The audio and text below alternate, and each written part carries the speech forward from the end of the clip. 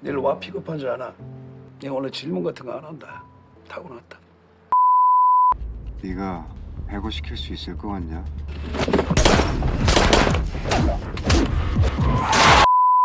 그만둔다고! Dalam kehidupan, kesuksesan dan keterpurukan seringkali berganti posisi. Seperti kisah dalam satu film yang berjudul A Company Man. Film ini menceritakan tentang seorang pembunuh profesional bernama Hyung-do. Dia sangat disegani karena ketangkasannya dalam menyelesaikan setiap misi.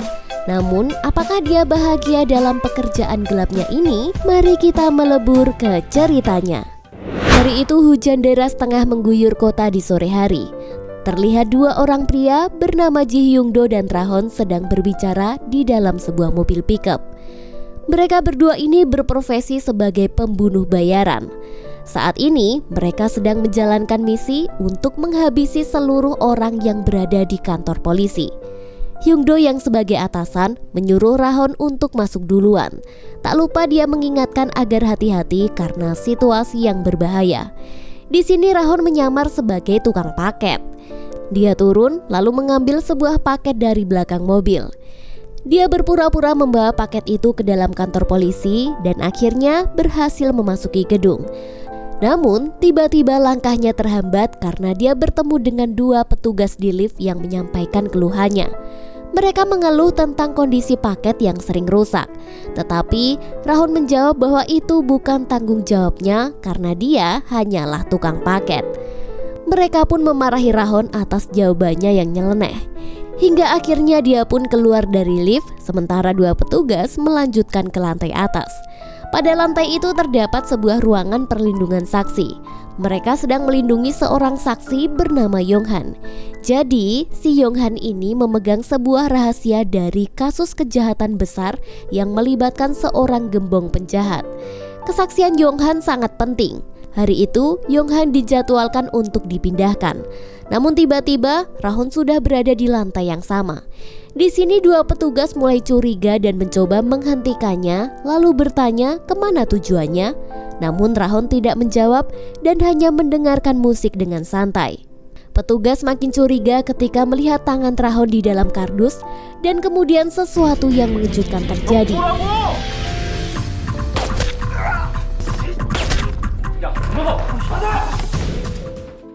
Rahon yang merupakan seorang penjahat profesional dengan tangkas berhasil menghabisi semua petugas di lantai itu.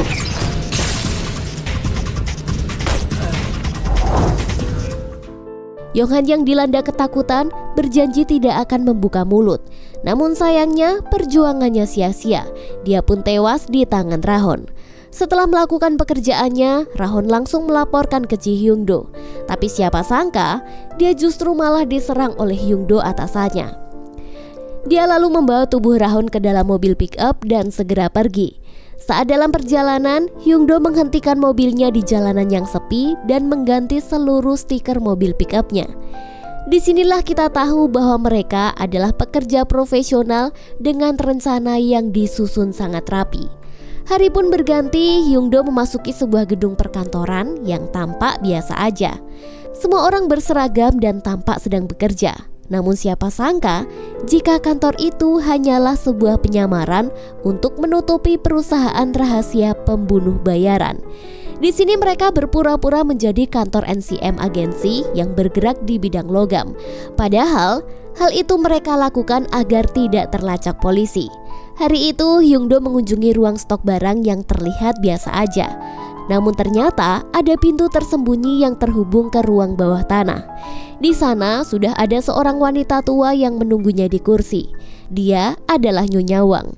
Saat bertemu, Hyung-do menyerahkan senjata yang sebelumnya digunakan oleh Rahon. Dia dengan cepat melepaskan peluru dan menghapus sidik jari di pistol itu. Selang beberapa saat, masuklah seorang pria bernama Gon Jong-tae. Dia adalah penanggung jawab di perusahaan rahasia pembunuh bayaran. Di sini Jong-tae bertanya kepada Hyung-do, mengapa dia bisa telat datang 1 jam? Ya, meskipun dia adalah senior di sini, dia harus tepat waktu setelah melaksanakan tugasnya. Hyung-do pun meminta maaf.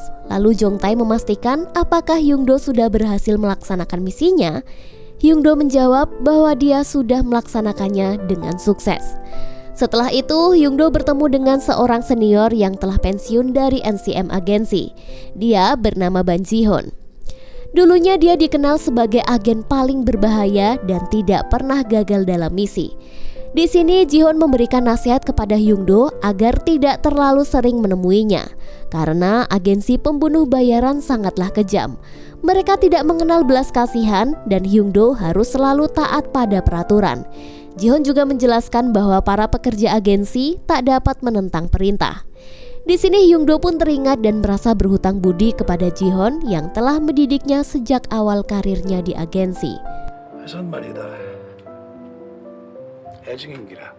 늘 와 픽업하지 않아. 내가 원래 질문 같은 거 안 한다. 타고났다. Setelah itu Ji-hoon mengatakan bahwa dia tahu Hyungdo sangat menyukai mobil yang dimilikinya. Dia pun menawarkan bahwa suatu hari jika dia sudah meninggal, Hyungdo boleh mengambil mobil itu sebagai kenang-kenangan. Sementara itu, di kantor polisi ada seorang detektif yang sedang menyelidiki kasus ini. Dia bernama Jo Myung-duk. Saat ini dia sedang meneliti rekaman CCTV karena penasaran dengan kasus yang baru saja viral beberapa hari lalu. Saat melihat CCTV, detektif menyadari bahwa pria yang ada di video itu masih muda dan terlihat sangat terlatih. Karena penasaran, detektif Myung-duk sangat ingin mengungkapkan identitas remaja dalam rekaman itu. Sementara itu, Hyungdo mendatangi ke sebuah kawasan dan menemukan rumah di mana sekelompok remaja keluar dari tempat itu. Di sini dia sedang mencari rumah Rahon. Selang beberapa saat, seorang gadis remaja yang sangat mirip dengan Rahon keluar. Dia pun sangat yakin bahwa gadis itu adalah adiknya Rahon. Ketika dia menanyakan tentang keberadaan ibu Rahon, sang adik pun menjawab dengan marah dan tiba-tiba para teman-temannya menyerang Hyungdo.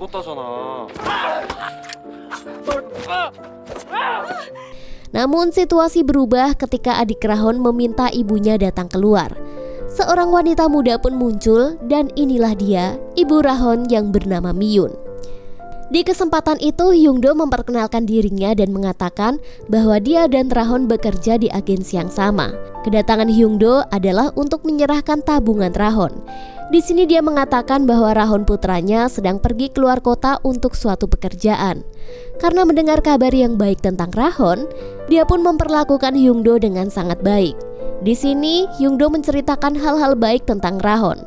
Namun adik perempuannya yang bernama Bosul terlihat tidak senang mendengarnya. Ternyata dia sangat membenci ibu dan kakaknya. Dia menganggap ibunya adalah penyanyi yang tidak laku dan menjadikan penyebab kemiskinan mereka. Namanya juga masih remaja ya. Dia belum paham betapa sulitnya mencari uang ketika sudah dewasa. Di sini Bosul menawarkan Hyungdo untuk mendengarkan lagu-lagu yang pernah dinyanyikan ibunya. Berbeda dengan Bosul, saat mendengarkan lagu itu, ternyata malah membawa Hyungdo mengingat kembali ke masa lalunya sebagai pengantar jajanan pasar saat dia masih kecil. Dia sangat terkejut mengetahui bahwa artis yang sangat dia idolakan di masa kecil ternyata adalah Miyun. Hari pun berganti, kini Hyungdo dipanggil dadakan oleh bos utama pemilik agensi. Dia bernama Gon Guk-hwan. Jadi kita akan sebut saja si bapak ini dengan Pak Bos. Hari itu dia meminta Hyungdo untuk mencari seseorang bernama Jin Banjung. Dia melarikan diri dari tanggung jawabnya dan dia takut jika Jin Banjung menyebarkan rahasia perusahaan. Pak Bos memberikan penjelasan tentang latar belakang Jin Banjung. Jadi dia kehilangan putranya yang berusia 7 tahun dalam sebuah kecelakaan dengan taksi. Kematian putranya ini membuat Jin Banjung menjadi hancur. Dia seperti kehilangan semangat hidupnya. Setelah mendengarkan penjelasan itu, dia pun bergegas menjalankan misi. Dari kejauhan, Hyungdo mengawasi Jin Banjung. Namun karena Jin Banjung juga seorang pembunuh profesional, dia pun dengan cepat menyerang keberadaan Hyungdo.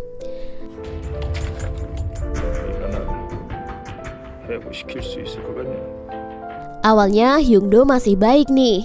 Dia menyarankan agar Jin Banjung segera pergi ke luar negeri demi menghindari ancaman. Namun Jin Banjung menolak dan terjadilah pergelutan antara mereka.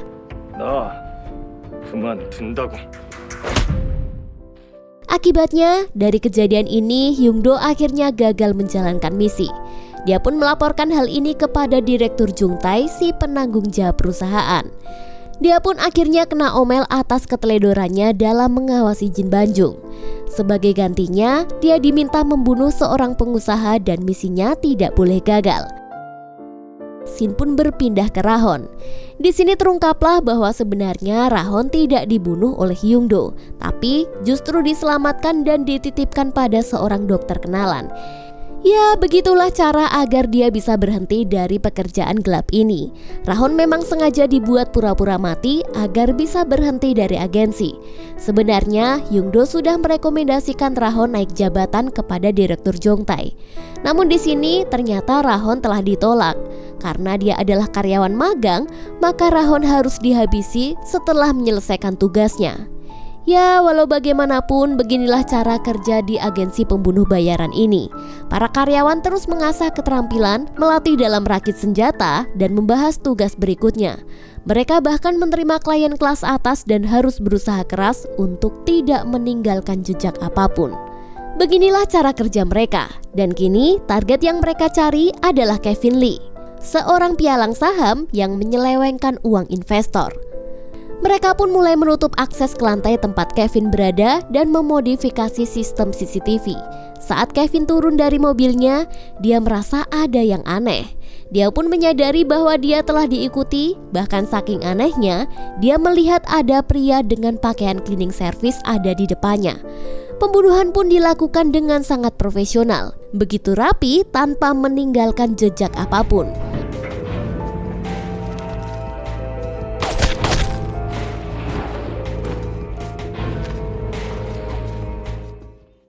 Setelah misi itu selesai, Hyungdo kepikiran untuk mengembalikan Rahon kepada keluarganya. Lalu dia diundang makan malam bersama. Meskipun dua bersaudara itu sempat bertengkar, mereka akhirnya bisa menikmati makan malam dengan tenang. Myun lalu cerita jika dia menikah pada usia 18 tahun dan jarak antara Rahon dan Bosul hanya 1 tahun. Dia juga menceritakan bahwa setelah suaminya meninggal, kehidupan mereka berubah drastis.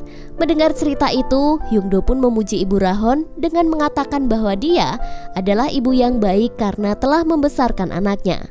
Disinilah sepertinya Hyungdo ini mulai naksir dengan Myun meskipun sudah janda anak 2. Setelah tengah makan malam bersama, tiba-tiba Hyungdo menerima pesan di HP-nya yang menyatakan pengunduran diri Jin Banjung. Dia pun menyadari bahwa itu adalah masalah besar. Pengunduran diri itu berarti dia perlu membunuh Jin Banjung karena memegang rahasia besar mereka.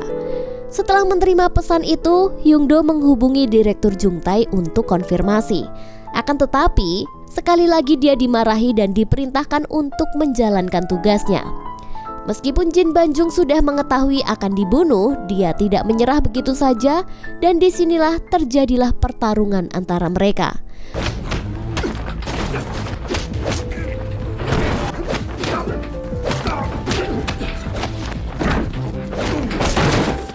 Pertarungan pun sebenarnya udah dimenangkan oleh Hyungdo. Dia sudah menodongkan pistol yang berada di belakang kepala Jin Banjung. Namun, bukannya berusaha membunuh, Hyungdo yang tidak tega pun memintanya untuk segera pergi. Di sini Jin Banjung menjawab dengan lemas bahwa dia tidak tahu kemana dia harus pergi karena seluruh hidupnya telah dihabiskan untuk mengambil nyawa klien. Bahkan dia juga mengatakan bahwa anaknya sudah meninggal dan tidak memiliki apa-apa lagi. Hyungdo jadi heran mengapa Jin Banjung begitu pasrah. Namun di sini kita belum tahu apakah Hyungdo berhasil membunuh Jin Banjung atau tidak.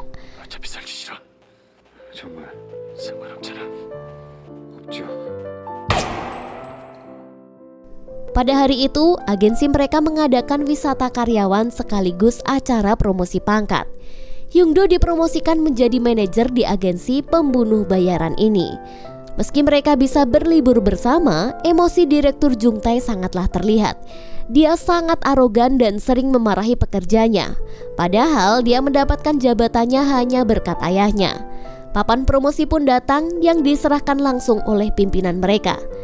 Mendapatkan promosi itu, Hyungdo mengucapkan terima kasih kepada teman-teman seprofesinya. Setelah acara perayaan itu, Hyungdo mengajak kencan Myun di tepi danau. Ada kegembiraan tersendiri saat Hyungdo mendapatkan kesempatan berkencan dengan idola di masa lalunya. Hari itu mereka berkencan di sebuah kafe milik teman Miyun yang hendak dijual. Saat mereka sedang berbincang-bincang, sang teman pun menawarkan kafenya kepada Miyun. Namun ditolak karena keterbatasan finansial. Kemudian ada percakapan yang menarik ketika Miyun memulai sebuah kencan dengan Hyungdo. Saat berbicara, Hyungdo mengungkapkan bahwa dia pernah setiap hari mendengarkan lagu yang dinyanyikan oleh Miyun. Hal itu sungguh di luar dugaan Miyun. Dan dia pun juga terkejut bahwa Hyungdo masih mengingatnya di masa lalu. Seiring berjalannya waktu, nampaknya hubungan antara Miyun dan Hyungdo berkembang ke arah yang lebih serius. Di sisi lain, Detektif Myung-duk tak sengaja menginjakkan kaki ke area di mana teman-teman Bosul sedang berkumpul. Dia bertanya tentang sketsa wajah Rahon. Namun kedua pemuda yang ditanyai itu tidak mengenalinya. Pada momen yang sama, Hyungdo kebetulan lewat dengan niat untuk mengantarkan Miyun pulang. Kedua petugas di lokasi itu merasa familiar dengan wajah yang mereka jumpai sebelumnya, yaitu pada hari pembunuhan saksi kunci terjadi. Akhirnya dia pun segera meminta identitas SIM dari Hyungdo dan Miyun. Dengan menyerahkan kartu nama, sang detektif sempat mencurigai Hyungdo dan Miyun. Namun usaha mereka tampak sia-sia karena mereka tidak punya bukti. Ternyata hal yang dikhawatirkan pun terjadi, di mana Jin Banjung ketahuan belum terbunuh dan masih sering mengunjungi makam anaknya. Agensi tak membutuhkan waktu lama untuk mencari keberadaan Jin Banjung. Dan di saat yang sama, Hyungdo ketahuan tidak menyelesaikan tugasnya dengan benar. Hyungdo pun dipanggil ke ruangan bawah tanah. Di sana sudah ada Jin Banjung yang sudah tertangkap dan sedang diinterogasi. Di sini, Pak Bos menyudutkan Hyungdo dengan pertanyaan, mengapa tugasnya tidak diselesaikan? Jin Banjung pun akhirnya membeberkan keluh kesahnya. Ia mengecam semua orang di ruangan itu sebagai orang-orang munafik yang berpura-pura sebagai pegawai kantor biasa, padahal menjadikan pembunuhan sebagai mata pencaharian mereka.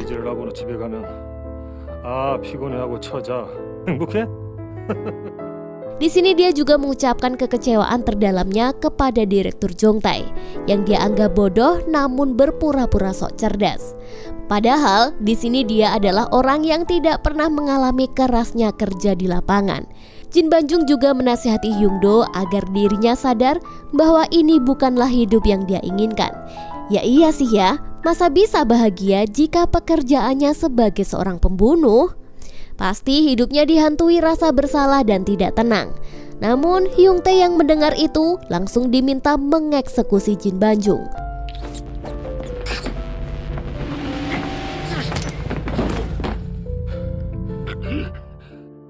Melihat seniornya meninggal tepat di hadapannya, jauh di dalam hatinya ia terlihat sangat sedih. Bahkan di saat-saat terakhir itu, dia tidak mampu melakukan apa-apa untuk menolong Jin Banjung. Tak lama setelah itu, dua petugas detektif datang ke komplek perkantoran di mana Hyungdo bekerja. Di sana mereka ingin menyelidiki isi kantor itu karena merasa ada yang mencurigakan. Namun yang mereka temui NCM hanyalah kantor biasa. Mereka pun pulang dengan rasa kecewa. Di tempat lain, Pak Bos dan anaknya kecewa dengan kinerja Hyungdo yang mulai menurun. Ditambah dia tidak menyelesaikan tugasnya dengan baik. Setelah membahas Hyungdo, mereka berdua mengecek rekaman CCTV yang memperlihatkan dua petugas polisi mengunjungi kantor mereka. Kecewa dengan hal itu, kini Pak Bos pun menyuruh Jongtae untuk mencari orang agar bisa terus mengawasi gerak-gerik Hyungdo. Setelah itu, Direktur Jongtae pun meluapkan amarahnya pada Hyungdo karena sudah memberikan kartu nama kepada kedua petugas itu. Direktur Jongtae yang terlihat sangat arogan langsung memukuli Hyungdo. Sebenarnya Hyungdo bisa saja membalas pukulan itu, namun dia sadar bahwa dia bisa saja kehilangan nyawanya jika melawan. 죄송하다는 말 하지 마. 죄송합니다. 한 번도 내가 짝이 없어. 개새끼가. Dalam mobil, Hyungdo mulai berpikir mengapa dia yang bekerja sebagai pembunuh bayaran selalu diperlakukan seperti itu. Dia pun terngiang-ngiang dengan perkataan Jin Banjung dan mulai terpikir apa yang sebenarnya dia cari dalam hidupnya. Saat dia menunggu Miyun pulang kerja, dia mulai mencari jawaban atas pertanyaan-pertanyaan yang menghantuinya. Saat makan malam bersama Miyun, akhirnya Hyungdo mengungkapkan perasaannya kepada Miyun. Dia pun memberikan hadiah berupa tas kantor yang dia jahit sendiri. Disinilah Hyungdo menyadari jika kehadiran Miyun dapat menjadi jawaban di kehidupan yang kelap ini. Di sini Hyungdo menawarkan tabungannya yang sudah lama dia simpan. Dia tahu kafe milik teman Miyun akan dijual dan dia berkeinginan untuk menjalankan bisnis bersama sebagai investornya. Lalu kita beralih ke kantor agensi. Direktur Jong Tae berencana mengincar detektif Myung-duk dan akan membunuhnya. Menurutnya, detektif Myung-duk yang sudah kepo-kepo bisa menjadi ancaman berbahaya.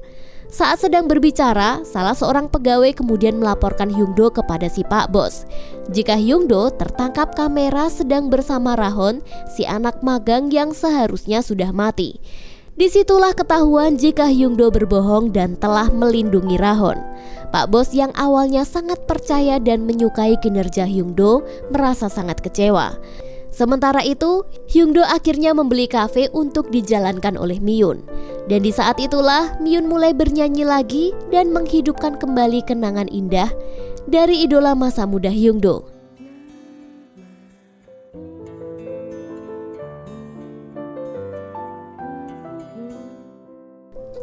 Di sini Miyun dan Hyungdo merasa sangat bahagia. Mereka seperti kembali menemukan tujuan hidup bersama. Pertanyaan terlintas dalam benak Hyungdo. Apakah dirinya mampu bertahan dalam kehidupan yang saat ini dijalani? Hyungdo kemudian memutuskan untuk menulis surat pengunduran diri dan dia akan menyerahkannya pada saat yang tepat. Pada suatu hari, Hyungdo harus melaksanakan tugas di luar dan didampingi oleh dua rekannya. Di sini Hyungdo merasa ada yang aneh dan dia pun mulai curiga. Mengapa mereka tidak melewati jalan tol? Sebagai profesional, insting Hyungdo sangatlah tepat. Dia memerintahkan supirnya untuk masuk ke jalan tol. Namun karena firasat Hyungdo tidak pernah salah, dia pun menebak bahwa kedua rekannya itu berniat untuk membunuhnya. Kejadian pun berlangsung sangat cepat di mana Hyungdo akhirnya diserang oleh kedua rekan suruhan dari si Pak Bos.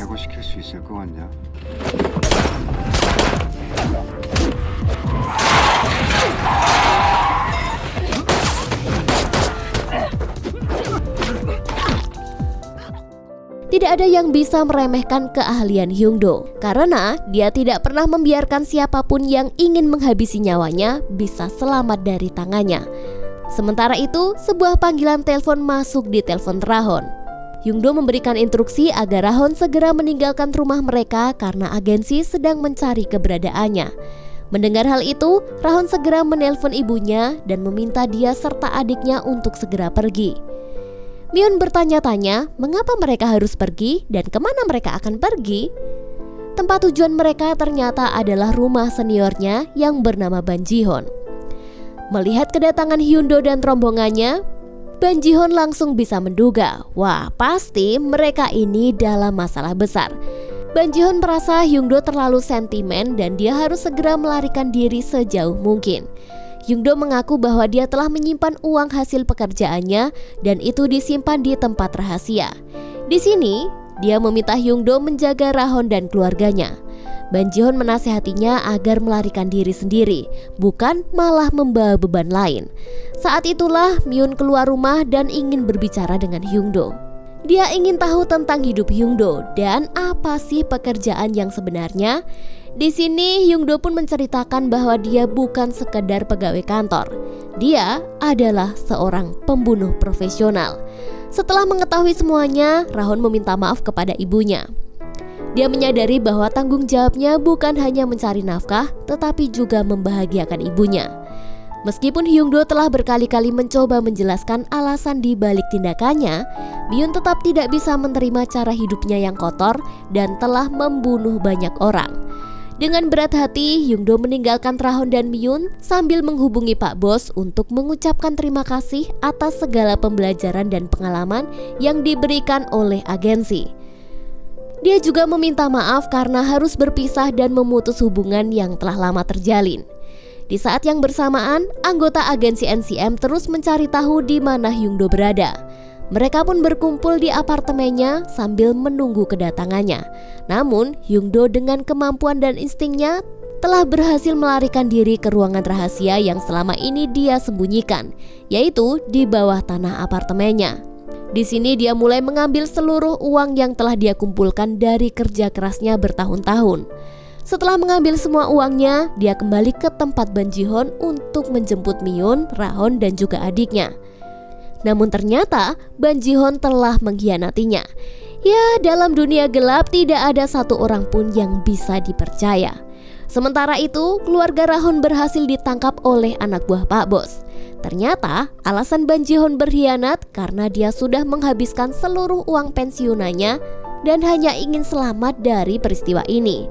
Meskipun Hyung-do memohon dan bersedia menyerahkan semua uang yang dia punya, namun permohonannya ditolak.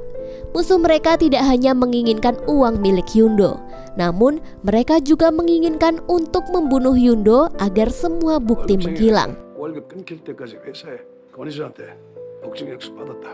다 보내주시고요, 부장님. Ngeri ya guys. Jadi Hyung-do ini tidak bisa keluar dari agensi. Kalau keluar, ya habislah sudah. Ketika nyawa keluarga Ra-hon terancam, Hyung-do akhirnya mulai melawan. Dia menunjukkan sisi dirinya yang kejam dan tanpa ampun.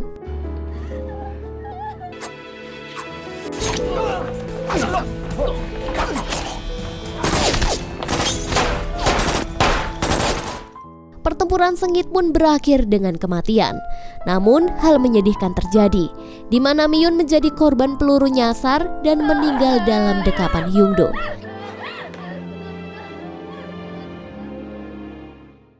Setelah insiden itu, Hyung-do memutuskan untuk menghadapi dan membalaskan dendamnya kepada agensi NCM. Ternyata seluruh agensi NCM mulai bersiap dan seluruh pekerja telah dibekali dengan senjata otomatis.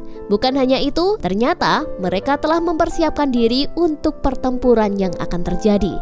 Sedangkan di tempat lain terlihat Jong Tae yang pengecut memilih untuk bersembunyi menyaksikan pergelutan itu dari kejauhan. Ya, karena dari awal dia ini tidak pernah terjun secara langsung di lapangan. Pada hari yang menentukan hidup dan mati, Hyung-do memasuki kantor dengan senjata otomatisnya. Sang resepsionis menyapanya, namun dia harus menghadapi kemarahan Hyung-do yang tanpa ampun. Semua pekerja kantor pun siap siaga dengan wajah yang ketakutan. Di sini, Hyung-do melangkah masuk dan berusaha untuk menemukan Jong Tae yang belum juga muncul. Seorang rekan sekaligus kawan kerjanya memohon agar dia berhenti, tapi sudah terlambat. Pertempuran habis-habisan antara hidup dan mati pun terjadi. 부장님, 대표님 여기 안 계십니다.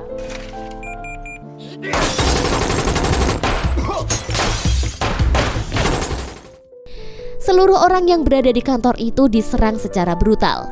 Namun, Hyung-do yang bukanlah sosok biasa membalaskan serangan itu dengan kemampuan yang tak tertandingi. Tak ada satu orang pun yang mampu menyamai kemampuan bertarungnya. Semua staf agensi NCM telah menjadi korban tanpa peduli apakah mereka bersalah atau tidak. Namun, hanya ada satu orang yang berhasil selamat, yaitu seorang pekerja baru. Hyung-do memberi nasihat terakhir kepada pekerja muda itu dan dia pun pergi. Di tempat lain, detektif Jo Myung-duk mendapatkan laporan dari rekannya bahwa telah terjadi keributan besar di kompleks perkantoran tempat NCM berada. Saat memasuki ruangan bawah, Hyung-do bertanya kepada wanita tua yang ada di sana, "Di mana Pak Bos berada?" Wanita tua itu memperingatkan Hyung-do bahwa semua orang yang ada di sana bertarung untuk bertahan hidup. Dan dengan tiba-tiba dia pun menyerang Hyung-do. Pertarungan pun tidak terhindarkan. Wanita tua itu ternyata adalah pengawal pribadi Pak Bos. Meskipun dia mencoba menyerang, namun akhirnya tetap gugur di tangan Hyung-do. Pak Bos pun akhirnya muncul. Dia tidak pernah menyangka jika perusahaannya akan hancur dalam sehari. Hyung-do yang berhadapan dengannya pun dengan cepat mengakhiri pertempuran. 그만둔다고!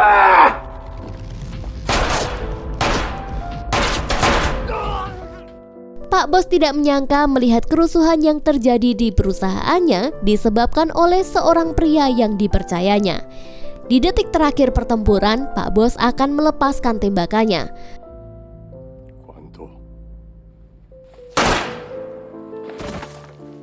Namun tiba-tiba Ra-hon datang tepat waktu dan siap untuk membantu. Semua petugas keamanan dan polisi langsung menuju ke TKP. Di tengah suasana yang kacau, Hyung-do yang terluka memerintahkan Ra-hon untuk meninggalkan tempat itu. Dia menunjukkan tangga darurat yang tersembunyi di belakang gedung. Namun tiba-tiba Jong Tae terlihat datang dan langsung menyerang Hyung-do. Jong Tae terlihat sangat marah dan mengeluh tentang semua kerugian yang dialaminya. Kesal mendengar Jong Tae yang hanya bisa ngomel-ngomel saja, Hyung-do pun bangkit dan mulai membungkam Jong Tae dari belakang. Dia pun langsung menghajarnya hingga mati.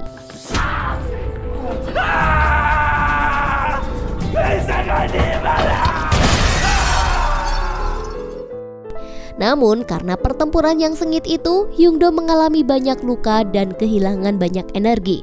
Dia pun mulai memberikan nasihat kepada Rahon untuk menyuruhnya agar tetap hidup. Dia diminta mengambil semua uang yang dimilikinya agar bisa memulai kehidupan baru bersama adiknya.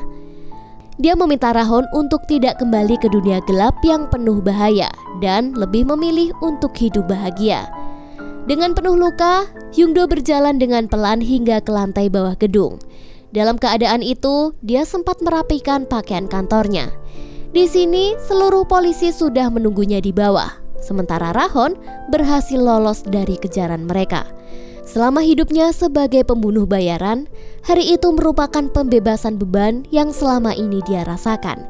Kini, Hyung-do berhasil keluar dari kehidupan yang gelap itu.